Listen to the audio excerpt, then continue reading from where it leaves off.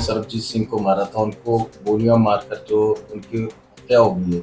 मैं यही कहना चाहती हूँ कि जैसे हम कहते हैं कि कर्मों का फल यहीं पर ही मिलता है, ये उसके कर्मों का ही फल है। ये साजिश है पाकिस्तान की सरकार की, क्योंकि यही एक इकलौता इंसान था जो कि इस टाइम पे जेल के बाहर था। ये इंसाफ नहीं हुआ है। इंसाफ तब होता अगर दुनिया के सामने इनका चेहरा बेनकाब होता।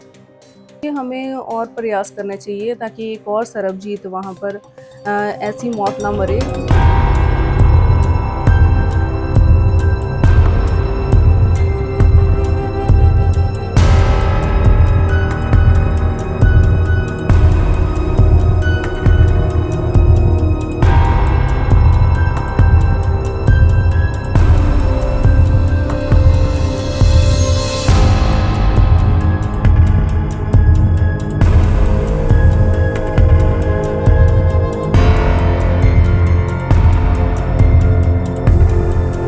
जिन्होंने सरबजीत सिंह को मारा था, उनको गोलियां मारकर जो उनकी हत्या हो गई है, इसके बारे में क्या कहना चाहते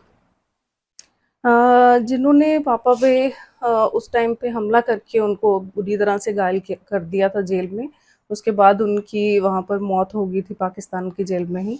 अ, उनमें से एक जो शख्स था, उसको कल गोलियों से मार के उसकी हत्या की गई है कुछ हैं? मीर सरफराज। अ, जिस पे मैं यही कहना चाहती हूँ कि जैसे हम कहते हैं कि कर्मों का फल यहीं पर ही मिलता है, ये उसके कर्मों का ही फल है।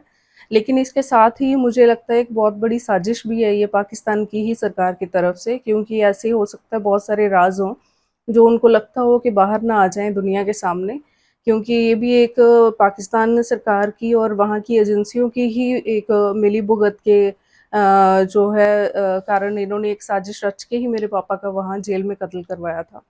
बहुत सारे प्रयास किए गए थे जब पापा जेल में थे, और जब उनकी मृत्यु भी हुई उसके बाद भी हमने बहुत कोशिश की थी कि इसको इंटरनेशनल लेवल पे उठाया जाए कि उनकी हत्या आखिरकार कैसे की गई, जैसे कि जबकि वो एक हाई सिक्योरिटी जेल के अंदर थे, एक सॉलिटरी कन्फाइनमेंट में।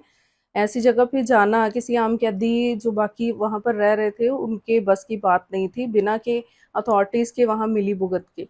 तो ये अभी भी मैं चाहती हूँ कि इसका ये जैसा कि मुझे कल भी पूछा गया था कि आपको लगता है कि इंसाफ हुआ है, बल्कि मैं ये सोचती हूँ ये इंसाफ नहीं हुआ है। इंसाफ तब होता अगर दुनिया के सामने इनका चेहरा बेनकाब होता।